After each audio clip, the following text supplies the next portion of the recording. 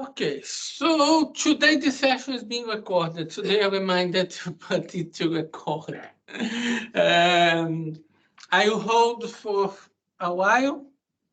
Let's not give this recorded for everyone that didn't came, but then I will publish online. So, notebook secrets no one told you before. I'll talk about many details about working with notebook in Microsoft Fabric.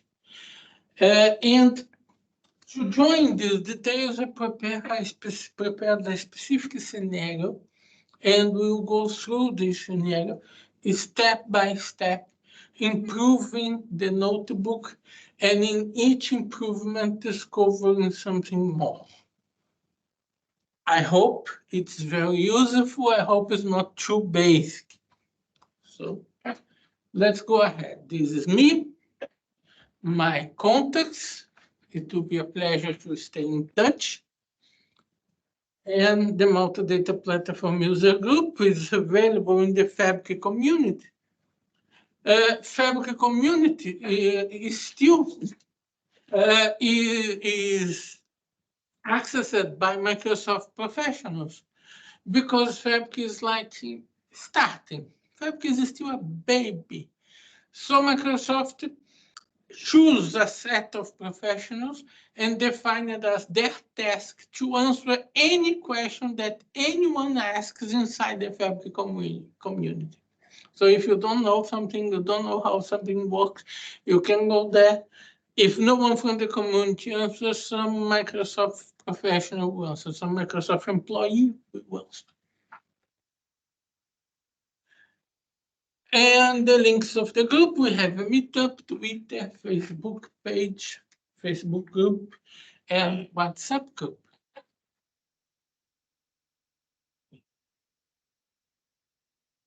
And these are the subjects we'll talk today. But like I said, we'll be talking about these subjects along a specific scenario that I built for this session. So let's talk about the scenario. What's the existing environment of this scenario? We are working for company A. Company B is providing an API for us to retrieve information from company B. Internally, this API is basically an Azure function which acts as an Azure SQL only, and I had no special care with security, which is a terrible practice, but is not the focus of this section, so I made things easy. So the purpose is for company A to load data, ingest data into the lakehouse, calling the APIs from company B. That's what we need to do.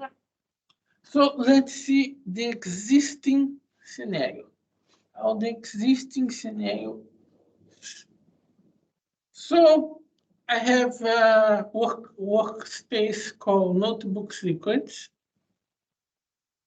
And I created one folder for each demo. Later I'll make these files available. And a folder called Starting Point. This is where we begin. We have one simple notebook called Load Products.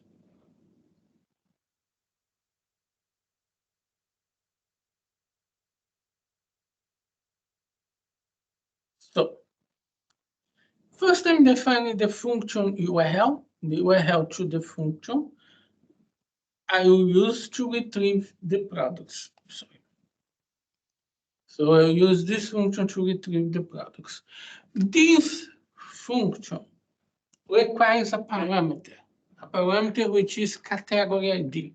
I can only retrieve products from one specific category. I need to know the category to retrieve the products. It's not important to go further, like retrieving the categories and then retrieving the products. Not important. So I created an array with the categories 1, 2, 3, 4, and we go through the array and make the request to the API and load the products. So here, based on the function URL, I add the parameter category ID. This is basically string expression in PySpark. We put an F before the string, and we can use code inside the string we are building. Then I make the requests. Requests get final URL. So I can retrieve the data from this final URL. This request is on the import requests. The fetch function is the result of the request get and brings me one property called text, which is the result of the request. If I would like to analyze the result in more detail, there are other properties, but let's go directly to the text. The result of an API usually comes in JSON, so we can simply make a JSON loads and load this JSON to a variable called data. What a variable data has after we call JSON loads? It's a dictionary. The result of a JSON load is a dictionary. So we create a dictionary from the JSON. And this is interesting because this JSON doesn't need to be flat. This JSON doesn't need to be flat. It can have many levels of hierarchy, and the dictionary supports it. We can navigate on the dictionary on the many levels of hierarchy that the JSON may have. Then I'm transforming this JSON in a data frame by using the create data frame from the dictionary. I can use the dictionary and make the creation of a data frame. I'm doing that because I'm absolutely sure the JSON is flat. So I can't do that. Because if I were not completely sure that this JSON was flat, I should not do the create data frame. Why? Because the create data frame over a dictionary created from a JSON supports mostly, based on some tests that I did, some difficult tests that I did, it supports mostly 3 levels. 4 at most, but I think it was 3. On the 4th level, it starts to transform all the JSON below in a single string. And when the JSON below is transformed in a single string, when you try to transform the string in JSON again, the string is not a valid JSON anymore. So it's bad. It's bad when it's hierarchical, when the levels of hierarchy is too big, you need to go on the dictionary. If there are few levels, not so many levels, there are methods to expand the data frame and make it flat directly on the data frame. But if there are more than 3 levels, get it below the level 3, it will fail. I'm making multiple calls. I'm making a for over categories. Then I get the variable cat and build the URL. So I'm making multiple calls here. And I will get many data frames. So I have a variable result, which is an array here. And then I append the data frames in this array. Later, on the following cell, I make a for on the results to make a union on the data frame. Do you know the difference of union and union by name?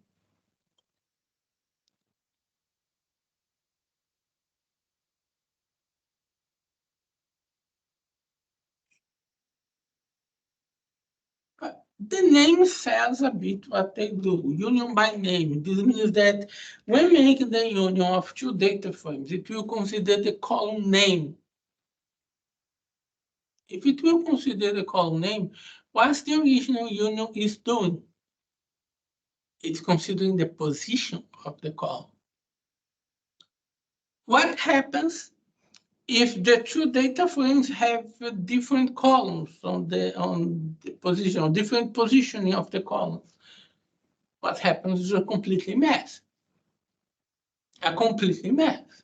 So the recommendation is to always use union by name instead of union. I already faced scenarios where I reached the data frames that I need to make a union. They have the same columns but in different orders. Then I need to make the union. Then the union by name is the safest method. Safest method to make the union. Then finally, I make a display of the resulting data frame.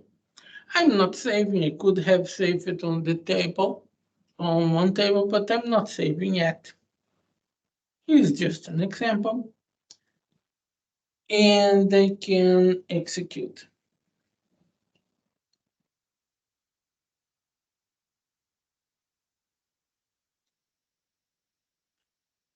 While the session is starting, is preparing the execution. I'll call Postman.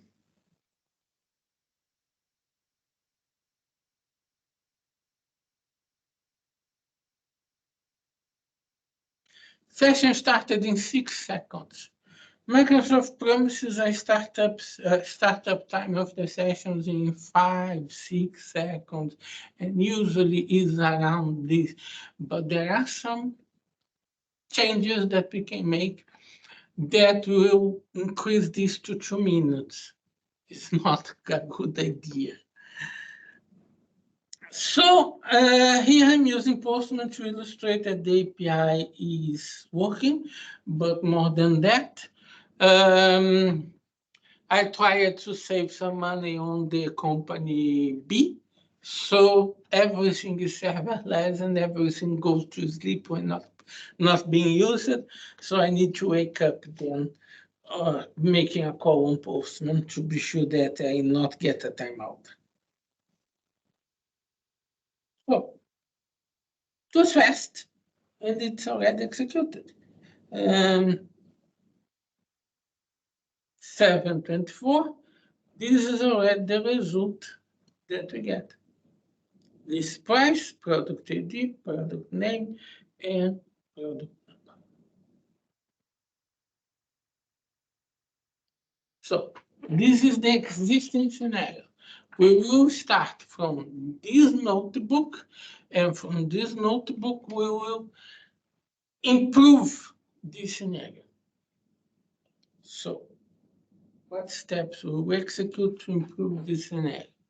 First, use JSON as a configuration file. If I have some strings, configuration strings, static strings inside my notebook, maybe the best solution is to save these strings in a JSON, and we have the perfect place to put this JSON. You create a folder inside the files area of a Lakehouse and read the JSON from there. So we read the configuration that the notebook will be using directly from the files area of the Lakehouse. So we can use a JSON as a configuration file. In this example, I have the URL of the function. The URL of the function can put as a configuration in the configuration file, so it can be dynamic and will not be static inside my notebook. Let's see this working. So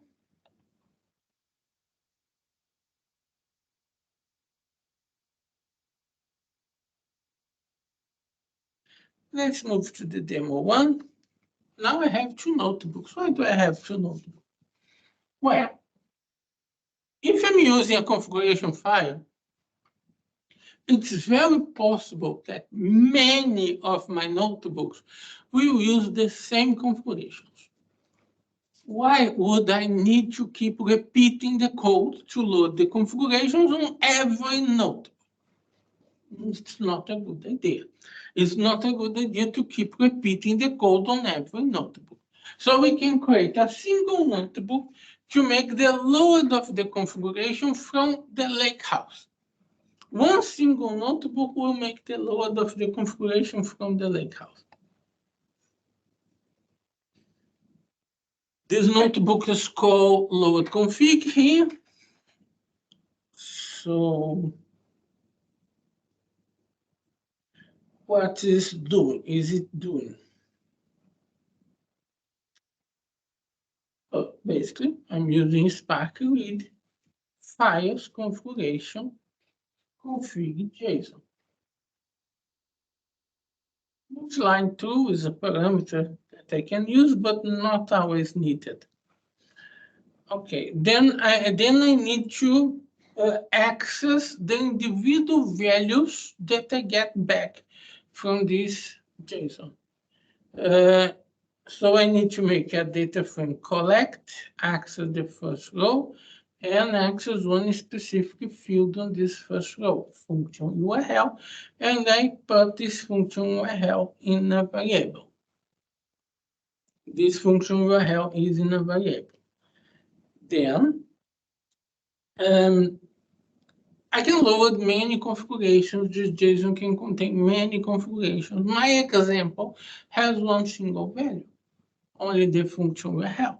But I could be loading many examples. But there is one thing which can be very useful in many scenarios. Many notebooks may need this to create an execution ID. An ID for this specific execution of the notebook. In some situations, we will see ahead, we may need to use this execution ID to differentiate on something that we'll save. And how can we create a unique execution ID? I import UUID, and I'm creating basically a GUID. A GUID value, I'm removing the dashes and transforming string and removing the dashes. So I have a unique execution ID. I don't have a lakehouse here.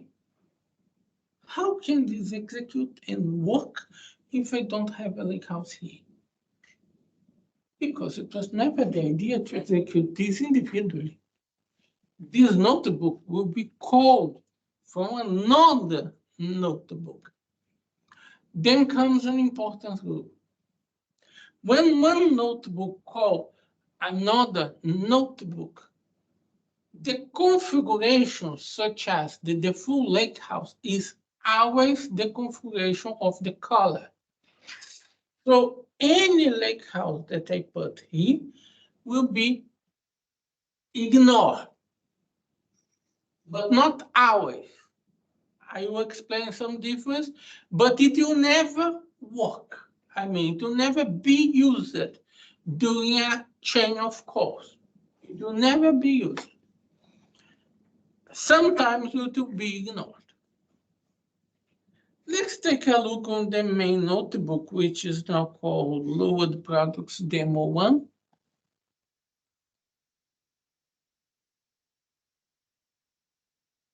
What I'm using to call this other notebook. I'm using this, which is called a magic command, %run, and then I call the notebook name, load config. So in this way, I can call the other notebook. This allows me to pass parameters. If I need to pass parameters, I have the possibility to pass parameters. But how will I get the values back? What is really happening when we use this magic command, the %run? In fact, it's join both notebooks. The other notebook is becoming part of this notebook, and they'll be executed together, this notebook on that cell. on that cell. So the code from the other notebook will come to this notebook. And they become a single notebook. In this way, these notebooks share everything. And this includes variables. Any variable that I have created on the color is visible to the code notebook. And any variable created on the code notebook is visible to the caller. Then that's how we get the output parameters. In fact, it's implicit. The load config notebook is only defining variables. What it's doing is defining variables. It defines variables, and then I can use these variables. See here, function URL. Function URL is not defined anywhere before in this notebook. A line like this would create an error for me. But it doesn't create the error because I'm calling the load config, and the load config creates the variable which is accessible to the caller. One of the rules related to the %1 is that it overrides automatically the configurations of the called notebook. Which configurations? For example, the default lakehouse. I said to you, if I put a default lakehouse there, the default lakehouse would never work. No, never work. The %1 will override it. But should we put a default lakehouse there? Maybe during development. During development, it is useful because probably you have the opportunity to test the internal notebook before testing from the caller.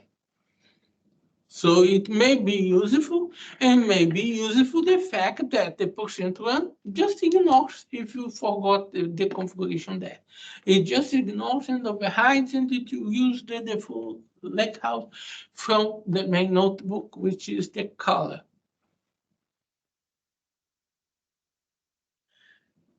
Okay. But there is one cell on the code notebook, on the configuration notebook, which I skipped. Why did I skip this cell?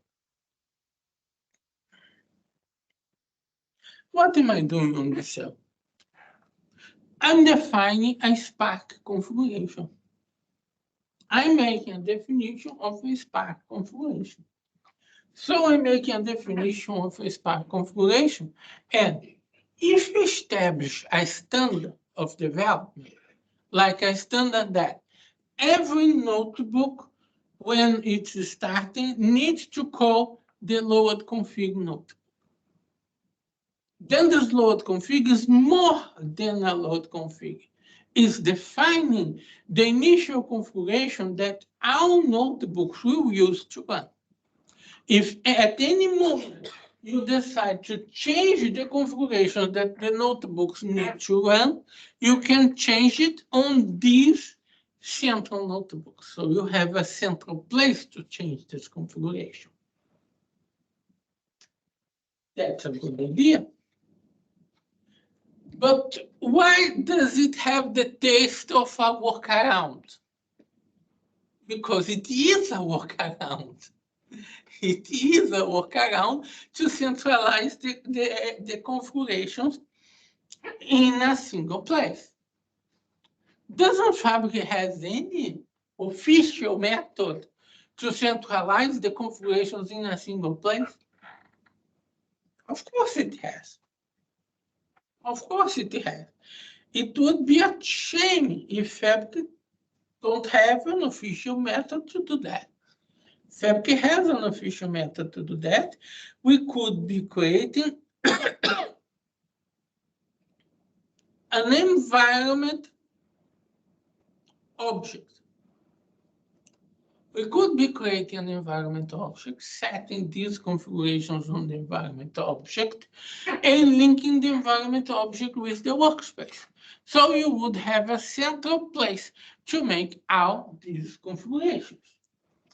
If this can be done in a, let's say, official way on the environment object, why am I making the workaround in a notebook? Why? Simple. Because Microsoft only keeps the promise to have 5 seconds starting session if I don't create a custom environment. If I decide to create an environment by myself and link this environment with the workspace, say goodbye to the 5 seconds starting time. Your sessions will have a starting time of up to 2 minutes or more. And if your solution is time sensitive, this is a big deal. This is a big deal. So it's not a good idea to go through the environment if your solution is time sensitive. So it's better to use this workaround on the notebooks. On a notebook, which will hold the central configuration, then you establish a standard that you call it from everywhere.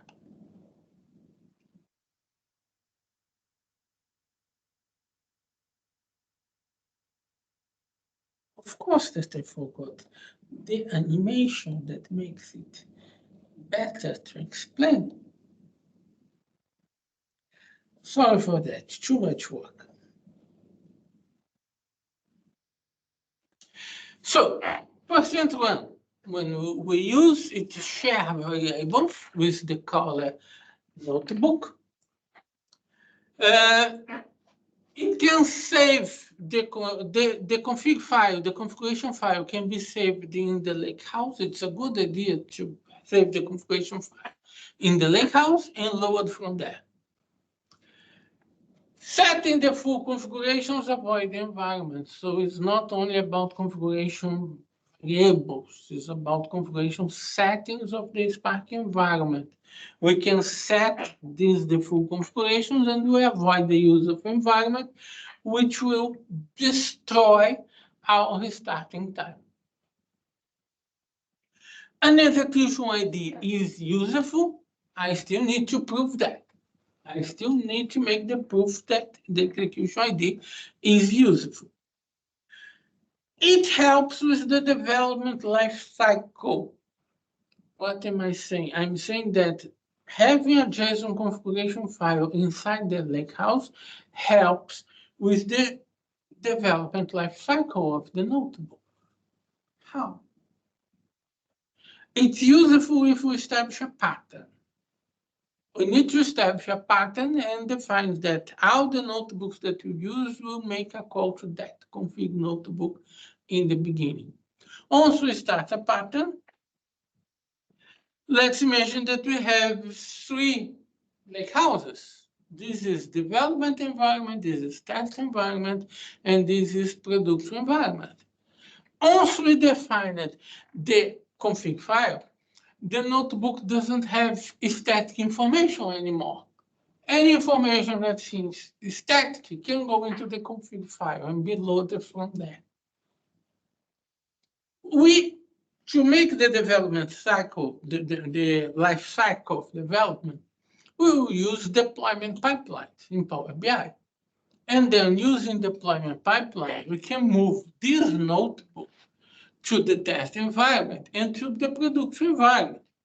The deployment pipeline is the responsible to automatically change the link of the full lakehouse, and it's capable to do that. The deployment pipeline changed the full lakehouse to the test lakehouse and then to the production lakehouse.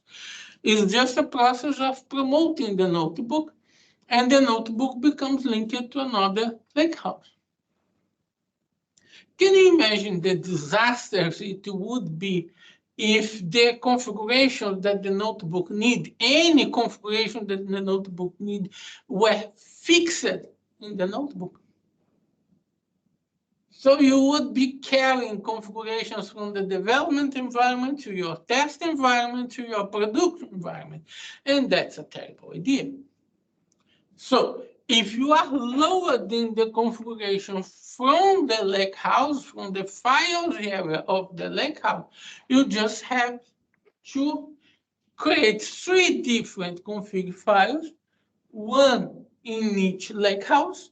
So when the notebook is promoted from one environment to another environment, it will start using the new configuration files of that new environment automatically, because it was configured to load those configurations. So it will be loading the configurations from the lakehouse, and it will start to use those configurations of the new environment. So the technique to use a config file as JSON and use a central notebook to load this config file helps on the development lifecycle.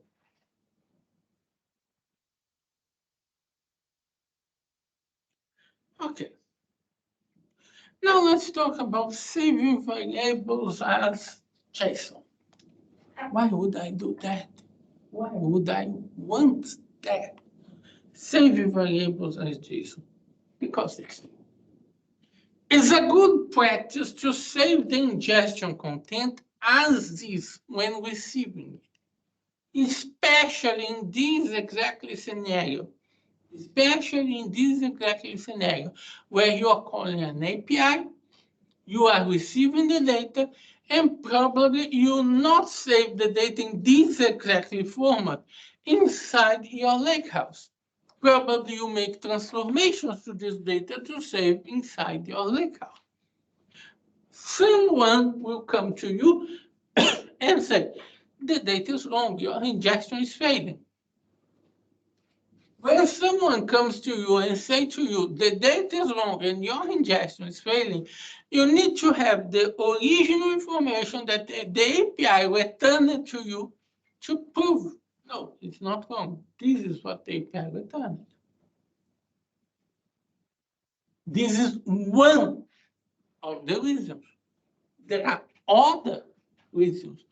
For example, let's imagine that company B is not sending you a simple list of products, but that company B could be a external SaaS service like Shopify, for example, ChargeBee, Zalando, and many other external SaaS services.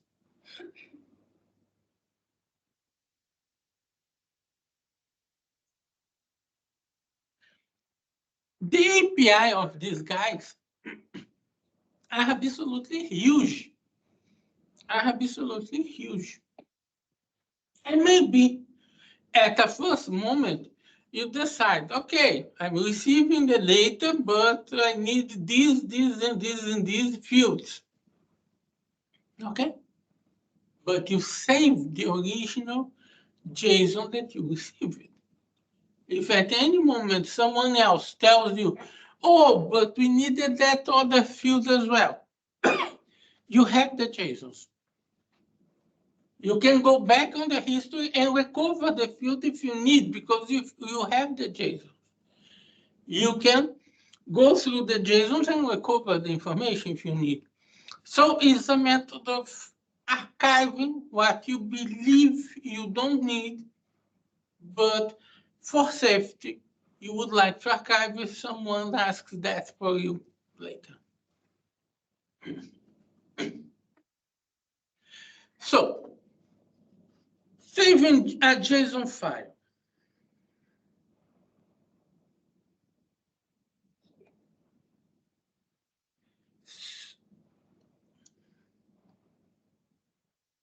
I'm sorry, I'm moving too fast because I missed one point. I haven't executed to show how it works. I need to execute it. Let's not move ahead without executing.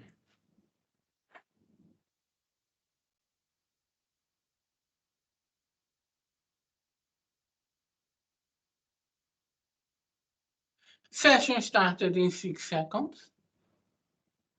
And still I have a centralized configuration for the session.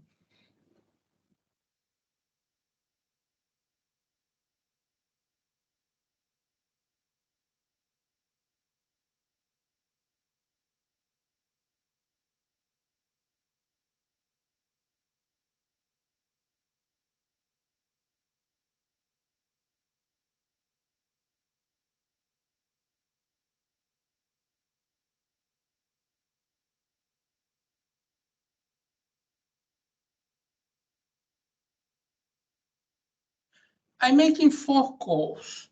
The loop which is being executed there is making 4 calls. It's interesting to note how long it takes to complete 4 calls. At the moment, 21 seconds, but it varies. It can vary. And then we have the same result, our data frame. So the same worker without the fixed information in the notebook, calling a notebook to load configurations from the lakehouse. On the lakehouse,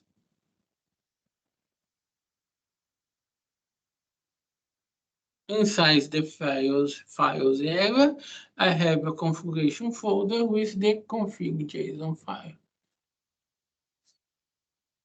Okay.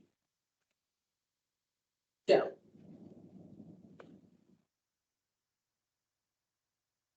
Let's go to our demo 2.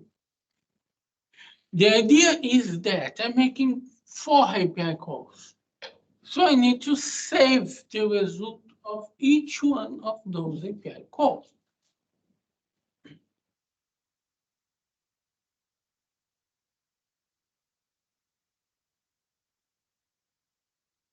So following good development practice, I should not mix things. The code that I need to use to save this JSON should not be mixed together in my notebook. Otherwise, you end up creating a notebook with hundreds of cells, a huge thing. So you can create a central notebook with a central purpose, save JSON. The purpose of this notebook is to save a JSON. And then this notebook can be called from other notebooks. Any other notebook that needs to save the result of an API as a JSON or save the content of a variable as a JSON can call this notebook. So on the first cell, I have some variables. The content to save path, file name prefix, and ingestion ID. Okay. And this first cell, in this first cell, I used this command, toggle parameter cell. When I use this command on the notebook, the first cell becomes a set of parameters for the notebook. So the variables which are in the first cell are accepted as input parameters for the notebook. So the first cell becomes a parameter cell, and this can be noted here. It's marked as a parameter cell. So these variables can be passed as parameters. Then I need to build a folder structure to save the content of my calls to the APIs. What kind of folder structure I'll build? Well, I need the API itself, the API name itself. So I have the initial path, which can be a parameter. So the caller defines this according to the name of the API. So I need this initial information. I can use this initial information. But it's also a good idea to create folders based on the date. Based on the date of the execution. So I create one folder based on the API, one folder based on the date. Is this the best order? Depends. Depends. Each scenario may be different. In some scenarios, you may would like to create the date folder first and put the APIs folder inside the date folder. In other scenarios, you would prefer to isolate by API and create the date folders of the calls inside. But you will not have one single execution by day. You have multiple executions by day. I have scenarios where I'm executing the ingestion every 2 minutes. So we need another folder level inside the level of the date. And how can we make the name of this folder unique? With a unique value. Where can I get the unique value? Using the execution ID that we created for the notebook.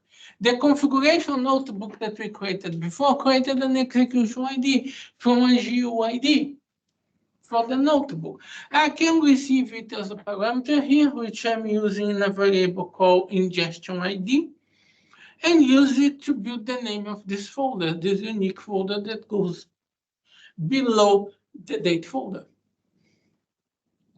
The following cell is extracting string information from the current date and time. So transforming this in a string format for us to build the date format. Then I start build the complete path. I'm centralizing the task. This notebook will centralize the task to always save the incoming data of my environment. In this case, I can predefine an initial path. And I predefined a folder called drop zone. I'll not create it directly on the file's root. So I predefined the folder drop zone. Then I put the path, which is intended to be the name of the API, received as parameter. A folder with the date time, the date itself, and then a folder with the ingestion ID. The folders can't start with a number. The name of the folder can't start with a number, so I'm including an F on the name. The file name, I also need to build according to some parameters, because sometimes one single notebook will have one single call, but sometimes the notebook has multiple calls, and we have that. We have 4 calls on each execution. So each folder with the execution ID will have 4 JSONs, one for each call. So I define a file name prefix, which is the parameter. Then I define a time string for the file, and a string defined from the time of the execution. So I'm join a prefix received with a time information. The prefix can already be unique. For example, I'm loading the information by category.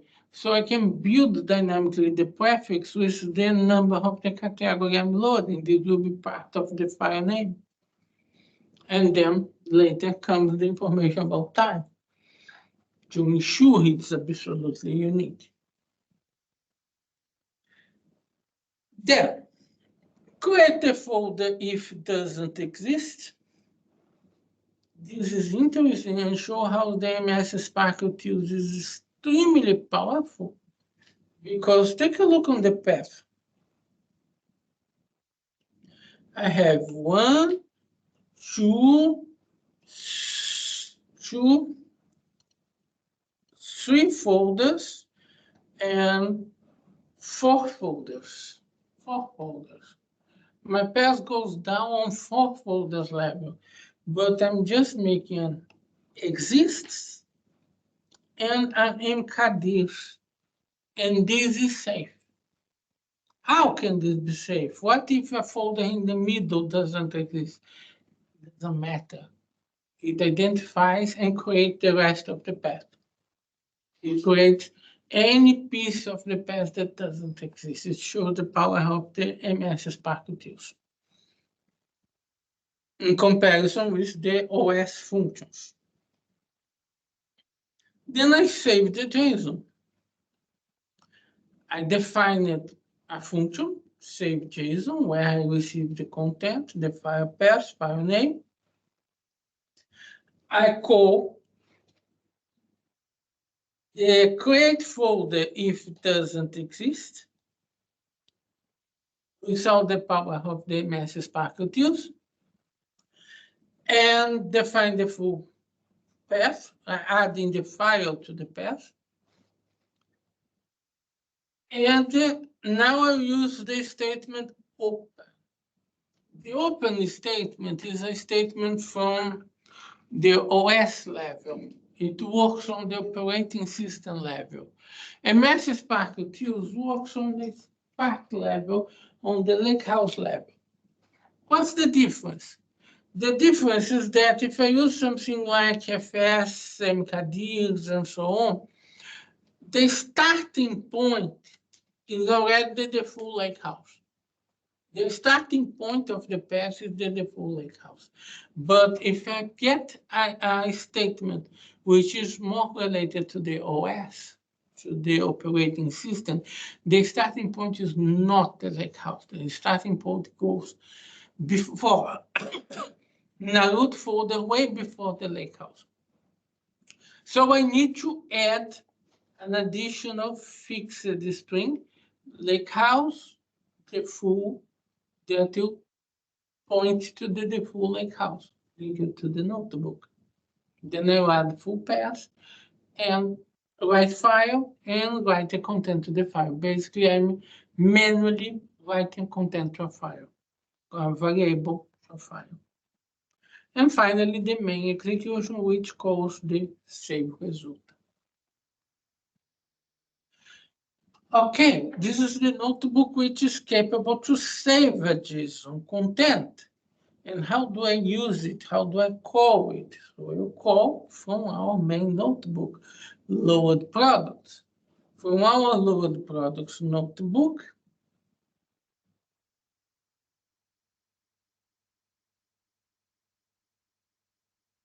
we can use the MS Spark Utils notebook run.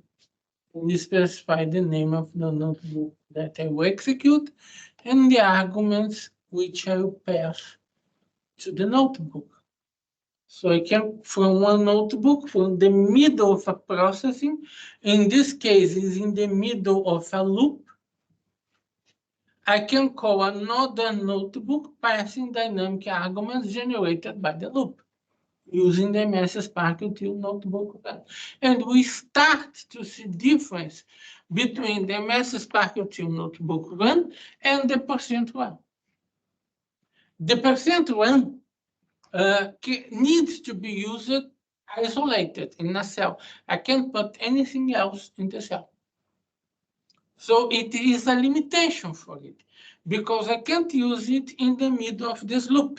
So you may note how this is absolutely needed. I can't use %run here. I need to use the MS Spark Util notebook run, because it's in the middle of the loop, it's in the middle of the code. Then I may execute in the other notebook. This is not so dynamic like the %run that I said. The %run is in fact reading the other notebook and marrying the notebooks. This is not happening. This is not happening. It's really called another execution and executing the notebook in an isolated way. So there is no sharing of variables. I can pass parameters in, I can receive parameters out, but there is no sharing of variables in the way that we have with the %1. So the variables are not shared. The rest is the same that we know about this notebook since the beginning. I included a command here to write this to the lakehouse. Finally, I'm writing this result to the lakehouse. And then I can execute to illustrate how this works.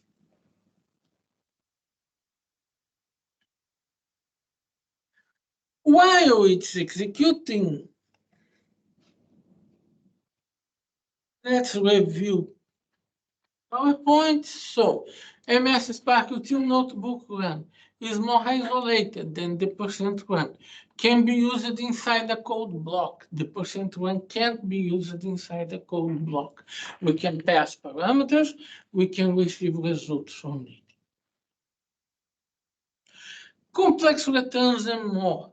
Data frames can't be returned. There is an exit command when I want to return a parameter, but it has limitations about the types of the parameters that will be returned. And data frames are not included. Data frames can't be returned. What alternative? If I make a collect on the data frame, this results on a dictionary. This dictionary can be returned. This is acceptable as a return. Another option is a workaround to create a temporary table.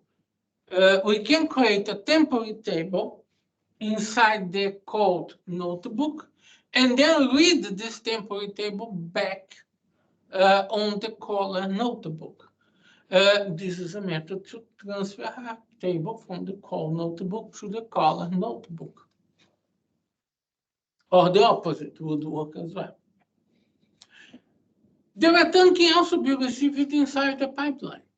So the same statement that we put on the notebook should make the return, and we will see some examples in some moments, can be used in the notebook to return a value to the pipeline. So a pipeline could call an execution of a notebook, pass parameters to the execution of a notebook if we have the first cell defined as parameter cells, and then receive values back from the execution of the notebook. That's absolutely possible.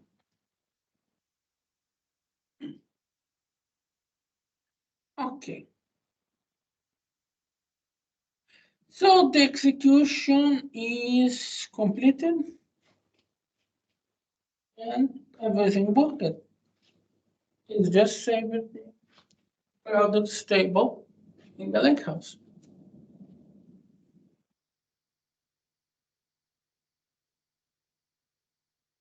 And this, the products table is in the lakehouse as a result of this execution.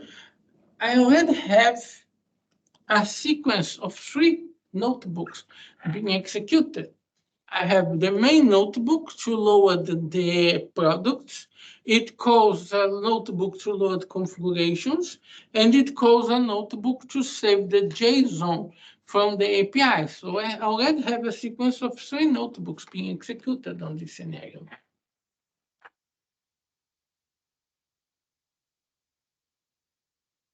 Okay. Let's move to our demo 3.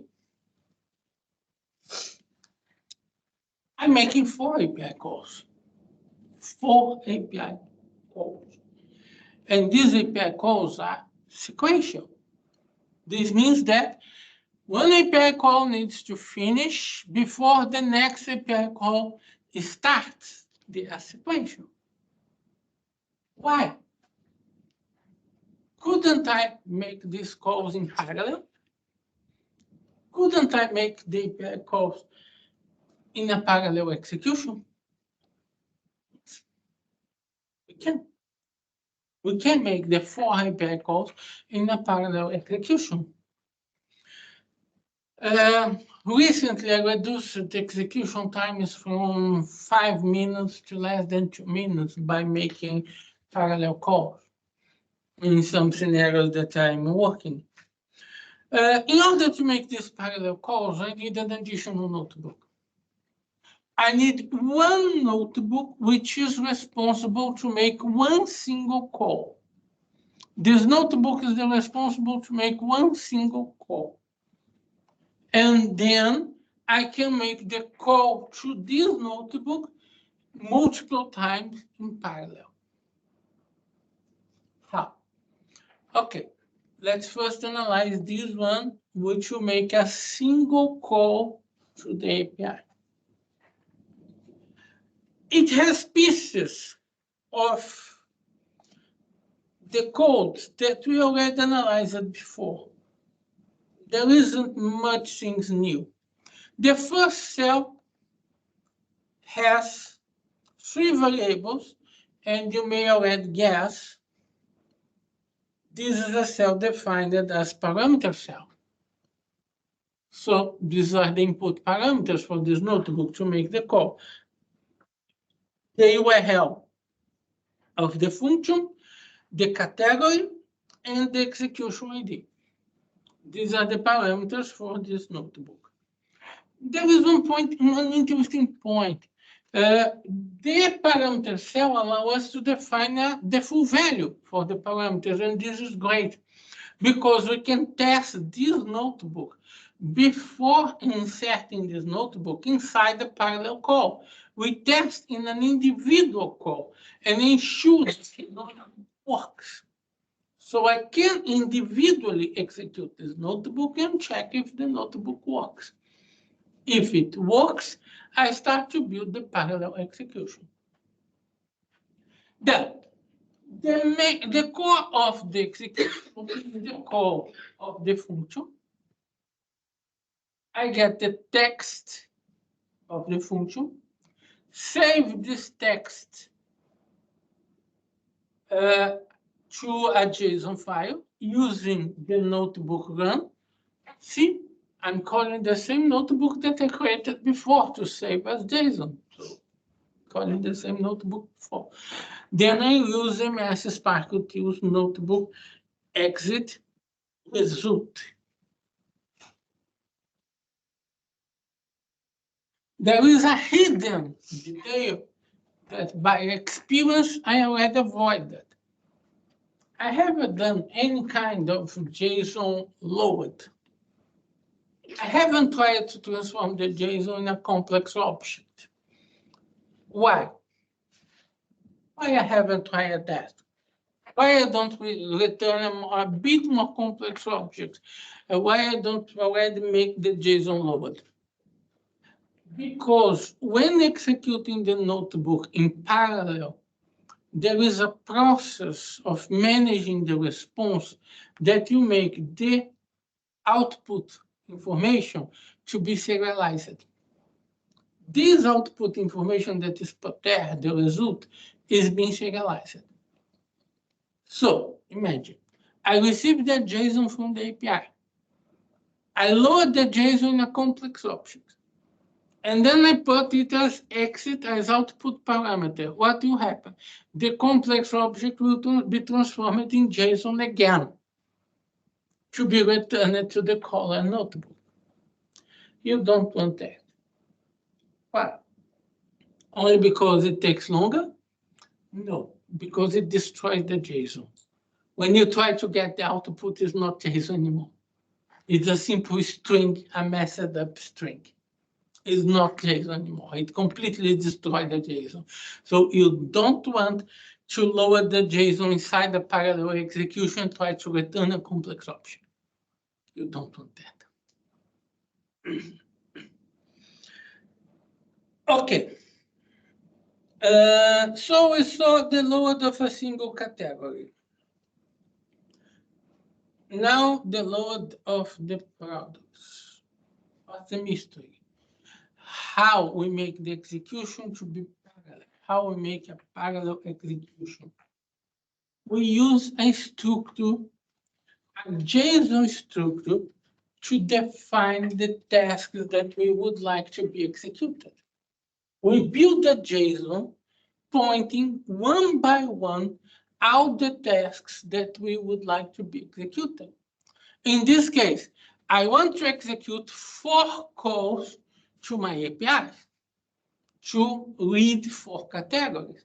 So I need to build a JSON containing one specification of each one of the calls.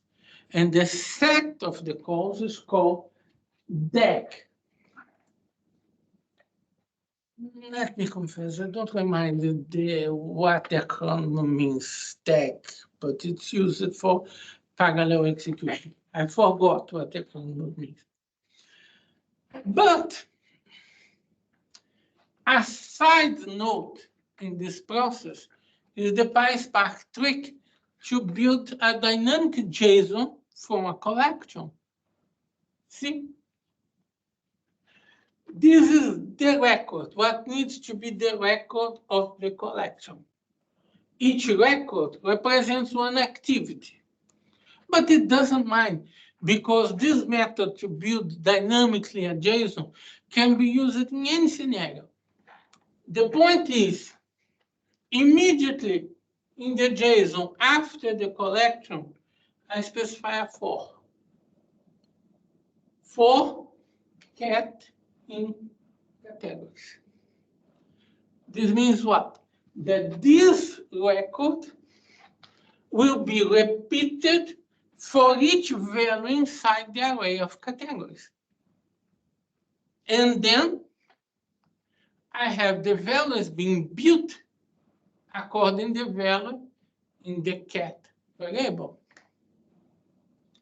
Then comes the specific values. Lowered single category is the notebook we are calling. We are calling this notebook lowered single category. I can specify a timeout. Then I specify the arguments, the URL of the function.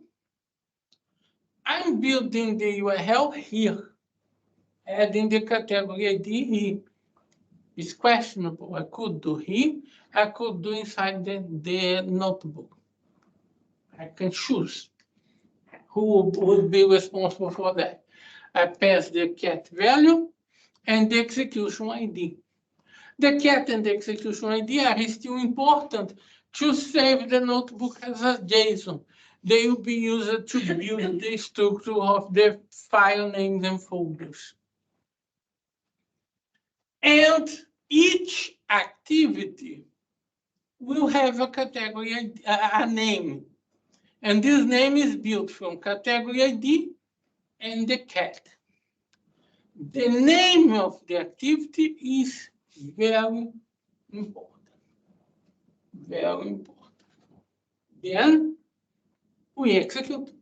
MS Spark Utils, notebook, run multiple, and then pass the DAG for the execution.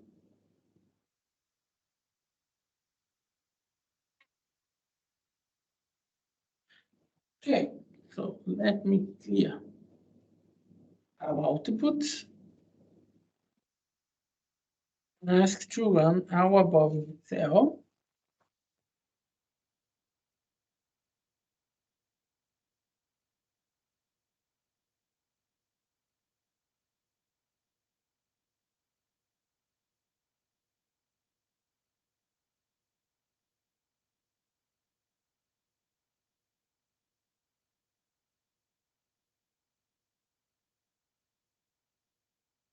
Okay, above the cell were only preparations. Now I will execute the cell with the DAG and the parallel execution.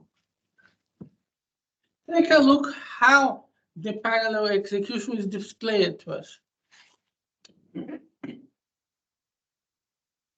The run multiple in the MS Spark Util identifier that I gave between a DAG with 4 activities, and it's showing the name of the activities and the progress of the activities. So the activities are being executed in parallel.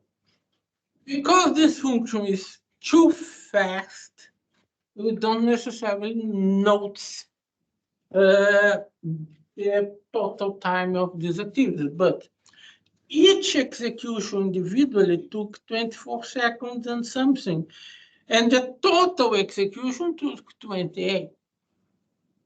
If it were sequential, it would be the sum of everything. So we have the execution in parallel. We can take a look on variables. I already execute. I don't want to execute again. Okay. It shows me the DAG, and it shows me the result. The result brought by the executions. And on the result of the executions, we have records with the name of the execution and the exit val defined as the result of the execution, what was returned by the exit of the internal notebook. So we need to retrieve this exit val from inside the result of the execution.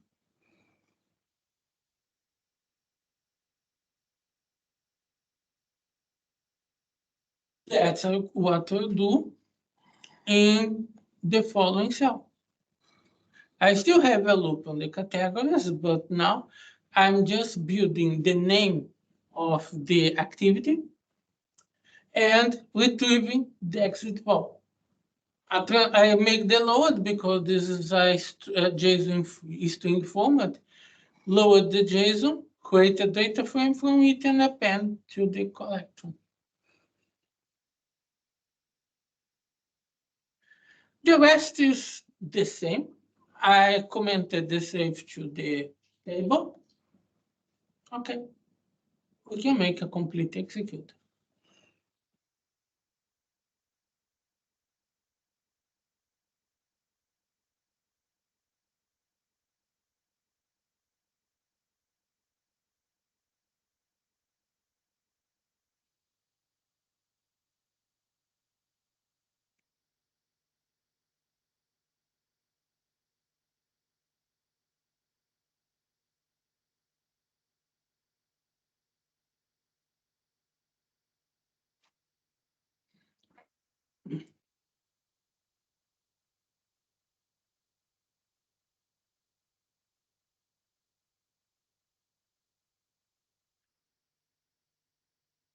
Is this.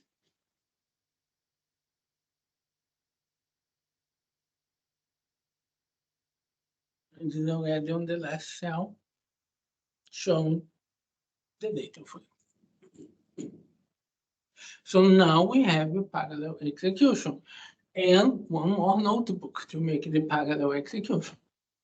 One more notebook on the flow.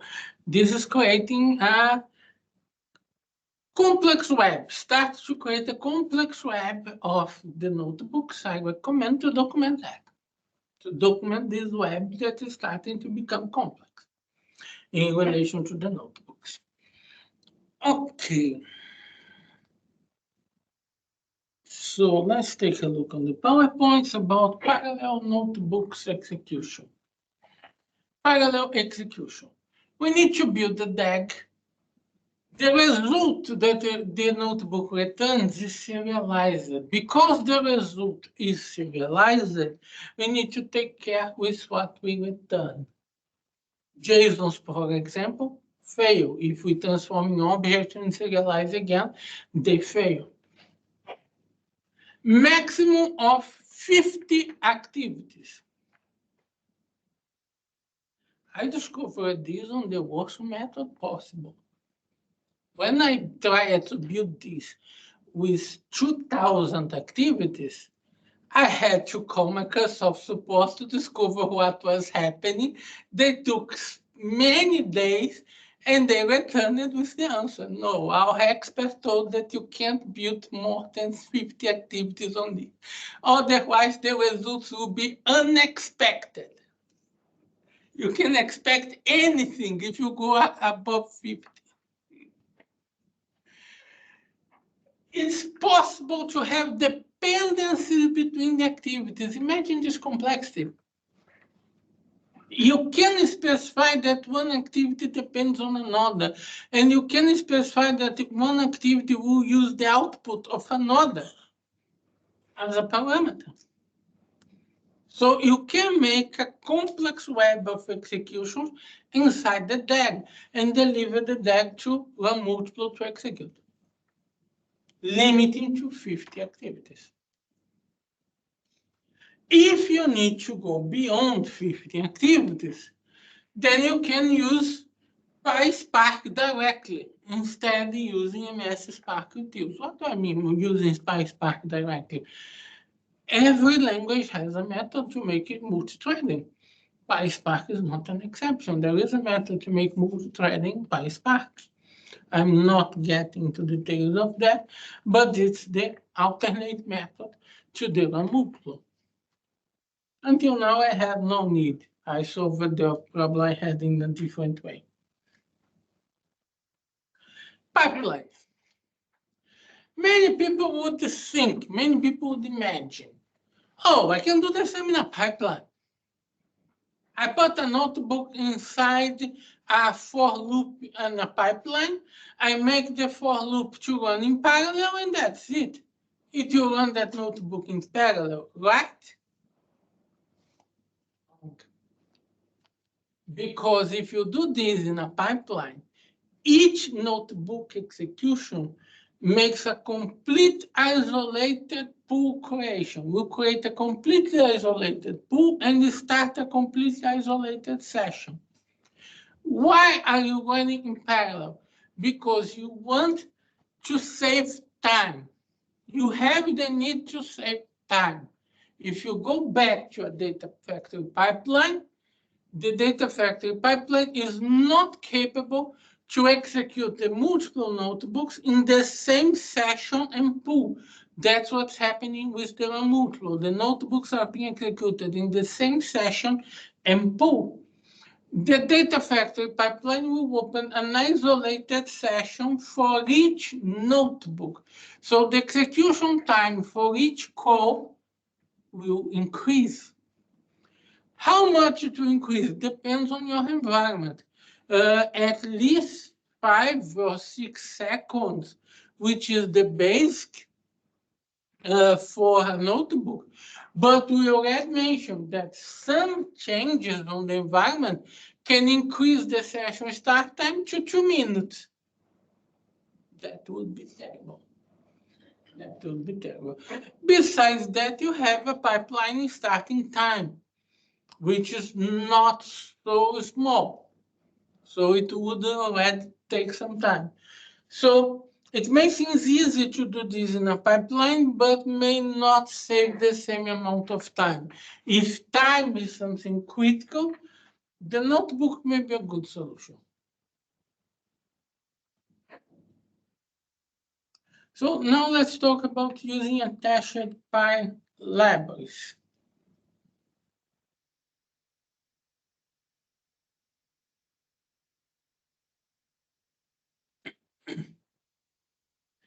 This was demo 3. The demo 4 is using attached. Why I'm using attached Py libraries? Well, we are making 4 executions, 4 calls to the API. We are receiving 4 sets of data, which we are transforming in 4 data frames. And then we're making a union of these 4 data frames. Isn't this union something common that maybe I will need in multiple places? It's a very simple example. The union is something too small to say, yeah, this union is something common. But it's just for a matter of example. So what I have here is a file called common.py. What I use to create this file? Notepad. Can you do better? Can. Visual Studio Code supports that. I wrote an article about how to create this kind of thing in Visual Studio Code. But the last time I tried, it was extremely complex to make the starting configuration for it to work. For it to work, and you create and deploy to Fabric. So I'm not a good user of Visual Studio Code for that. So what the SPY has is a function, join results, receives a parameter results. Then it has one piece of code that we already analyzed on our main code. It's extracting one piece of code from our main code, which is the union by name of all the data frames that we retrieve. It loops through the data frames that we retrieve, makes a union by name, and then returns it. How do we use this?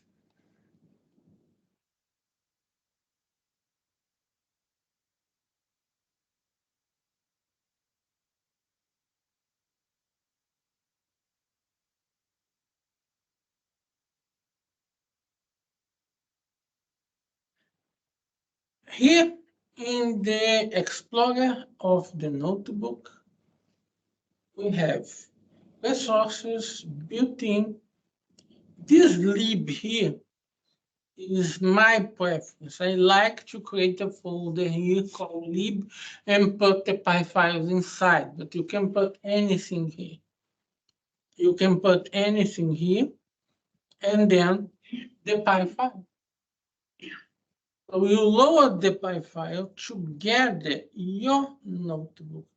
And then after loading the PY file together your notebook, you can make the import of the PY file and simply use it. Use that function defined inside that PY file. And what is this? Lower the S start with lower, that's that. Simple. When we execute the notebook, we create a session. The notebook starts a session. And then we may discover that something that we did wrong and we need to replace the file. Okay. These statements allow you to replace the file and not stop the session. You can continue with the same session and it identifies the changes. It identifies the replacement of the file. If you don't use these options, these magic commands, what will happen is that if you replace the file, it will not be identified, the change will not be identified until you stop the session and start again. And this is easier than it seems because I can just drag the file here and it makes the import for me. The rest it puts as comment. I just need to remove the comment, adjust the cell, and that's it. So it's easier than it seems. I just need to drag and drop the PY file and I can use it. Where am I using it? My last piece of code, instead of being that big loop, is calling the common library, join results, and sending the results. Results is an array of 4 data frames. It's up to the library to join the 4 data frames and give me a single data frame as a result. So I get a single data frame as a result. Let's test.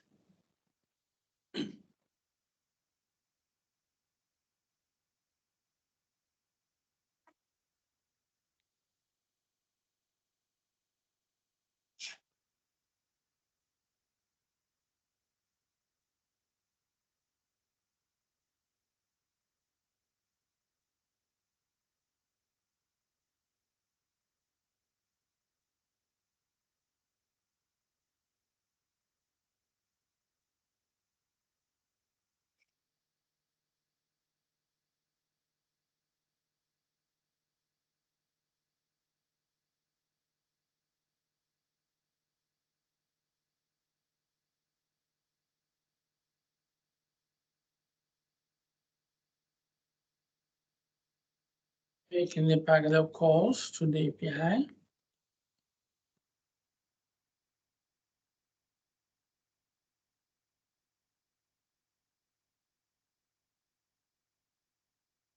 And then the last one showing the data frame. So now I got one piece of my code and put in a library which I can reuse. I can add this library to any other notebook.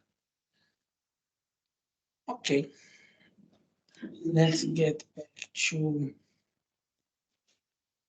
PowerPoint. Using attached pipe libraries. They need to be attached on every independent notebook where I would like them to be used. So these PI libraries need to be attached one by one on the notebooks. Except if I'm building a web of notebooks like this scenario, where I have a root notebook, which is carrying all the orders. What happens in this scenario? The configuration of the root notebook overrides all the configurations of the called notebooks. In this scenario, I need only to upload the PI libraries on the root. And all the called notebooks will be able to use the same library, the same code. They could be attached to environments. I talked about the environment objects before. How the environment objects are the official good way to make a single configuration for our entire environment. And this includes attached code. We can include attached code to the environment, and this would allow every notebook to use that code. What's the bad side?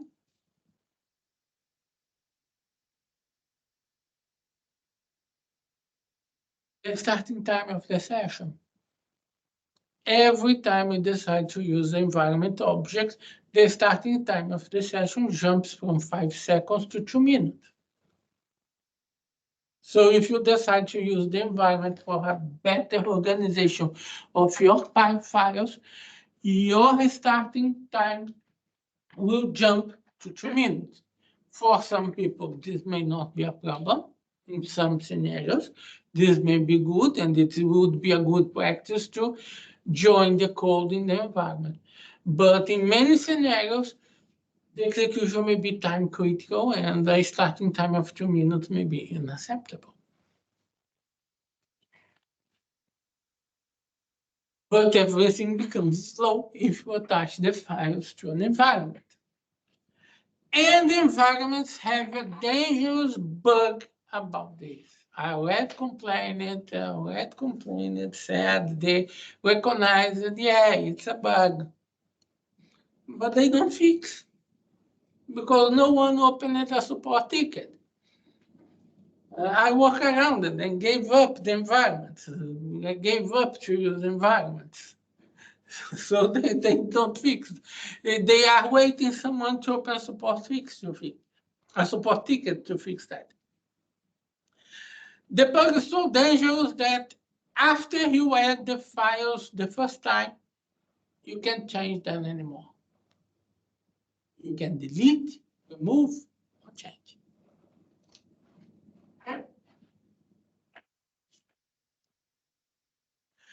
Creating a new DF. Okay. So this was the example 4. Let's go to the example 5. On the example 5, I'm playing with new columns. Make some operations and putting some new columns on this data frame.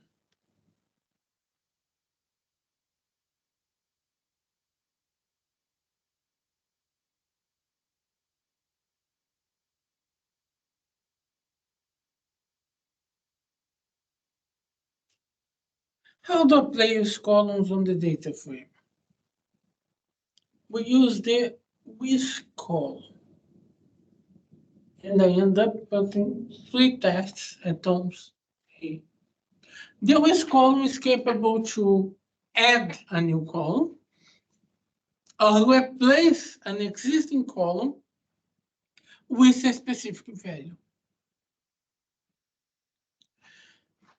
The first example, I'm adding a new column. But the with column is, imagine you know SQL. SQL uses set operations. And in Python, there are many statements that are very focused on set operations, and one of them is the with column. It's intended to make a set operation. So it doesn't expect a literal value inside the definition of what you are including. But in some situations, it accepts it. In this case, I'm defining a new column, test column, and I want to put a simple value 10 inside the test column. To put a literal value inside the with column, I need to use the function lit, which I need to import from PySpark SQL functions. I import the function lit from PySpark SQL function. And then I can put a literal value inside the test column. Okay, simple. Until this point, simple. What if I want to create a column like list price 2, which will be a calculation from another column? If I would like to put the expression here, this is completely acceptable. I can directly put the calculation expression there and it will calculate. What is not acceptable is that I call my own function to make the calculation. As a set statement, a statement prepared to work with a set of data is not prepared to work individually with rows and functions. So we need to make special definitions for this function to work. Where is this function? Here. This function is called calc price. If you get the price value, I'm creating something. So I just check if the price is smaller than 500, then I multiply it by 2. If it's higher than 500, I divide by 2. Then what transforms this function in something acceptable by this column? This function needs to be turned into a new UDF. How do we turn this function in a UDF? I don't know why, but if you go to Google and ask Google, PySpark UDF, how to create, 99% of the answers will give you the most difficult way to create an UDF. I don't know why. I think the developers like the most difficult way. Because the easiest way is just to import the function called UDF from SQL functions and use like if it is an attribute for the function UDF and the type which is being returned.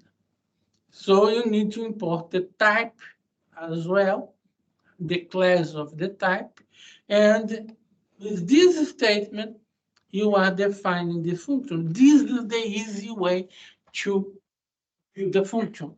While if you search in Google, you only find the hard way. The hard way to do that. Once this is done, this is what allows me to call my function inside the with column. My function becomes something that the with column can understand. And I can even put a call expression. I'm passing a column value to the function, and the with column can manage that. It is manageable by the with column.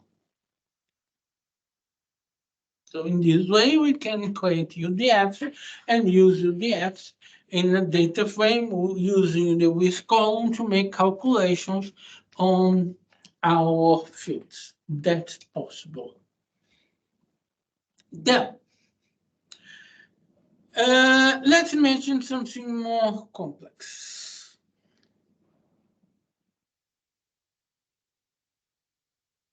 I'm creating a field called color. But I want to put a specific value for this field, but only to some rows, not to all the rows. Only some rows will receive a specific value for the field color. So I can use the when expression. How the when works? We have the when. I specify the criteria. And the second parameter is the value that will be put in the column if the criteria is true. When the criteria is true, that value will be put on the column. Then we have the otherwise, which works together the when. If the criteria is not true, the value from the otherwise will be put on the column.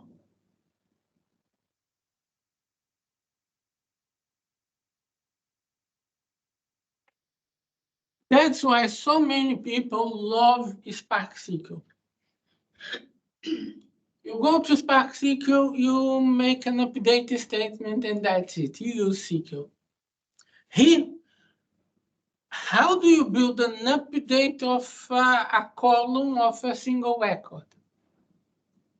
Using the with column and an expression with the when. When you find the correct record that you want to update, you update the column. All the others, you keep the same value. So it's quite a strange workaround, quite a strange expression for a simple update. Okay, but in this example, I'm not making a simple update. That's not the purpose here. What I'm doing, I'm checking if the product starts with lowered 150, because I know that the product which start with this in the name, the rest of the name is the color of the product. Then if the product starts with lowered 150, then I will get a substring of the rest of the product to put in the column color. Otherwise, if it is not lowered 150, I'll leave the product name itself. I'll leave the product name itself in color and it will make no sense, but that's an example. Another important detail here is the functions left and substring. If you research about these functions, you will find these functions being used in many different ways.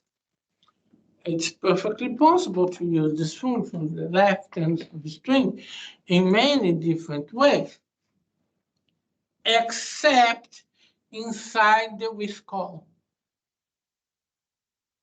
It would be natural if I were writing only this expression.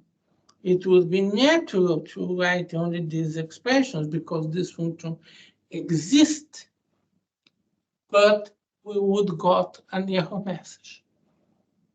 Why? Because the with column is a set statement, a statement made to work in a set of data. The first parameter of these functions is a column, but these functions have one more parameter or even two more parameters, which is not a column. It's a literal value. And the with column refuse these additional parameters. It doesn't work and gives you a crazy error message that you take a lot of time to find the answer for that.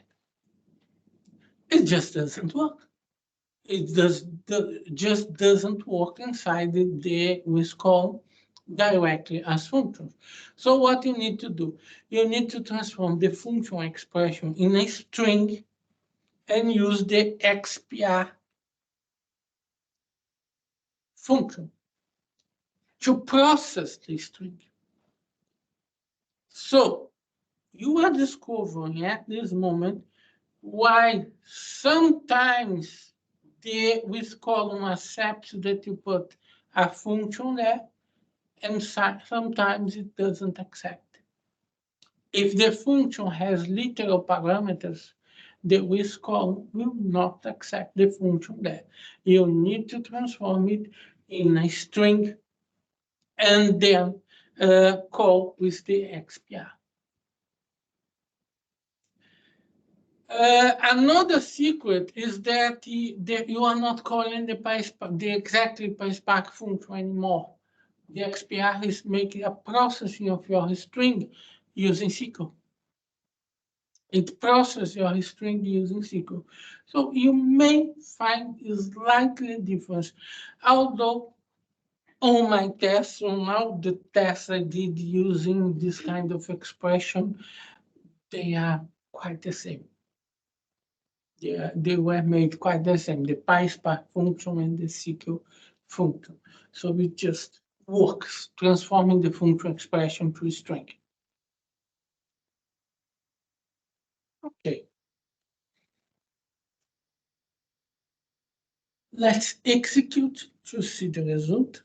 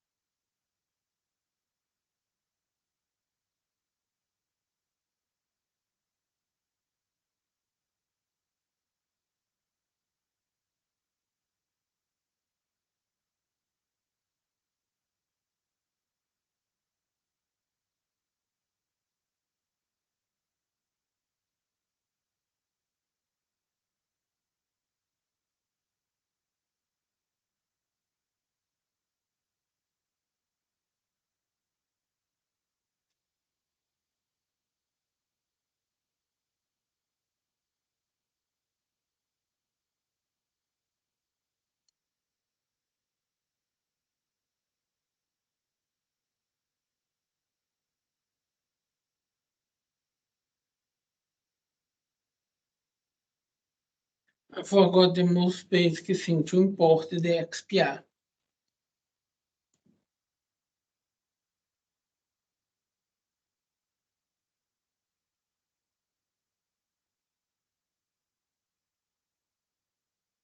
And there it is. First, the with column with a literal value 10, and we have it here, test column with a literal value 10. Second, calling an UDF Coke price to make a calculation with the value of the column. And we have a calculation with the value of the column. I used this price too, only as an example. I could have used this price and override the price value instead of duplicating the column. It was only an example. The color column using the when, if the product is lower than 150, it extracts the color, but if it's not, it keeps just the product name.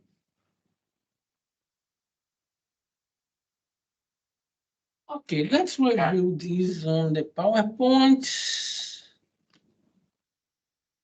About creating the UDFs.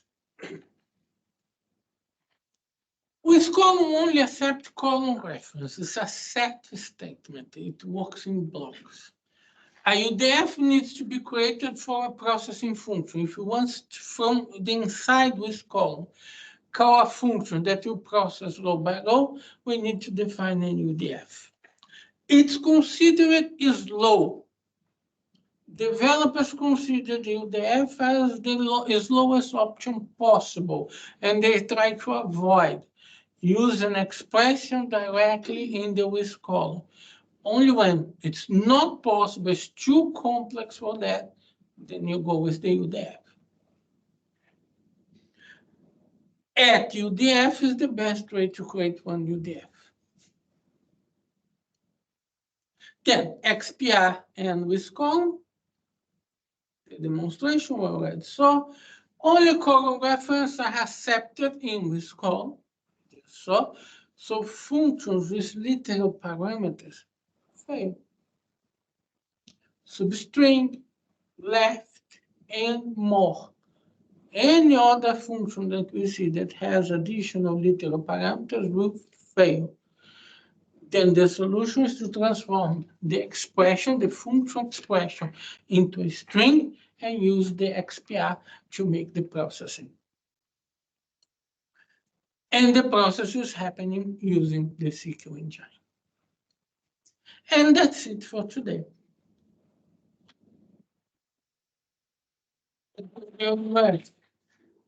What do you think? Good level, too difficult, too easy? For me, it's difficult because it's not my area, but you explained very well all functions, and I understand everything about this. This presentation is very good. Thank you for one more time. Are you using on the work? Not yet. Not yet. Not at all, but it is very interesting. Okay, so may give you some ideas to define some usage patterns. And you? C# is for me is very clear now how to use this parameter for using sorry. And besides that, this is development. This is development. So the concepts that I applied to live from one single notebook and then break this notebook down in notebooks centralized to lower parameters to do specific tasks, libraries, and parallel execution, so on. The main idea is the same, just the details of the code that are a bit different. Thank you very much for attending. I hope it was very useful. And if you could share on social media, LinkedIn, WhatsApp, and show to everyone what they lost, it would be great. So they will come on the next one. Do you have a raffle? Yes.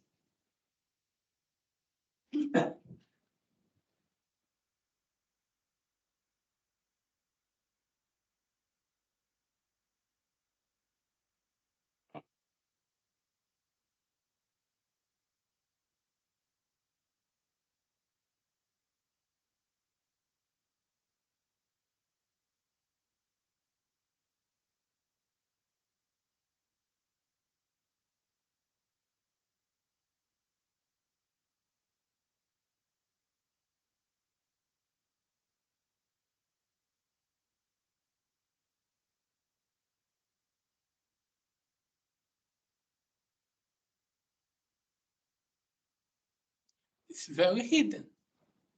The gift is very hidden.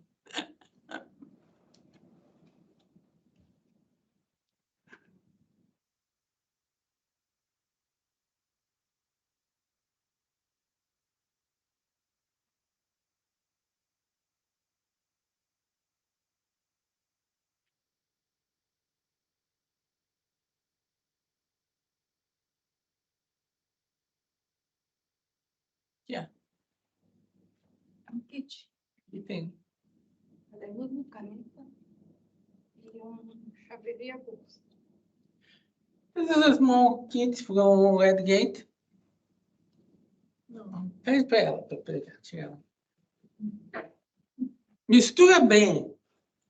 Mix Well.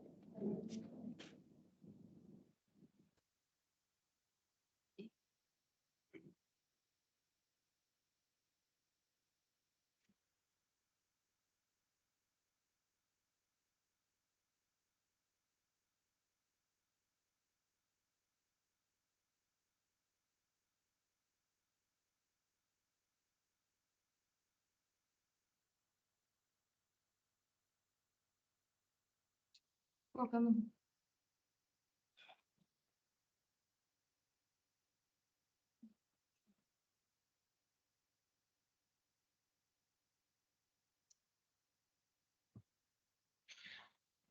Let's see if I pronounce correctly. Jones?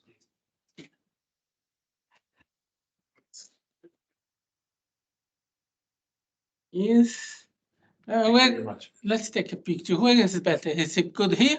Yes.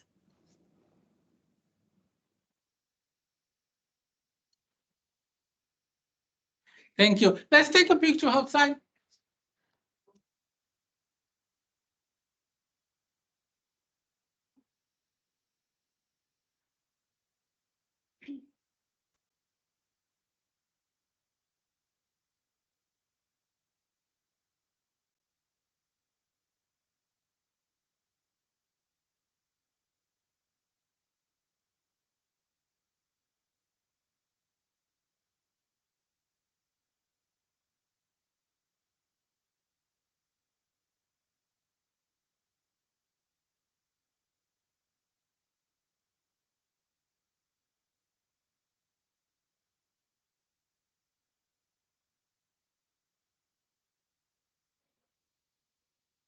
Thank you very much for attending. There are the shoes on his neck.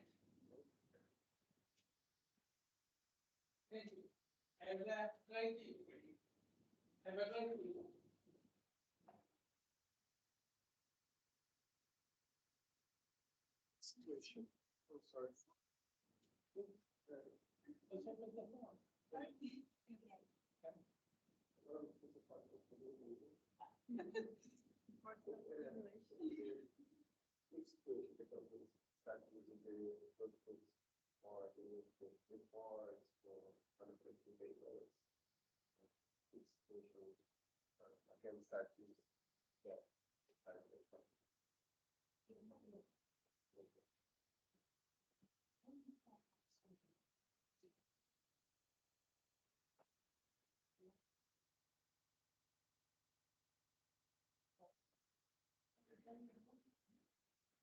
Have a great evening.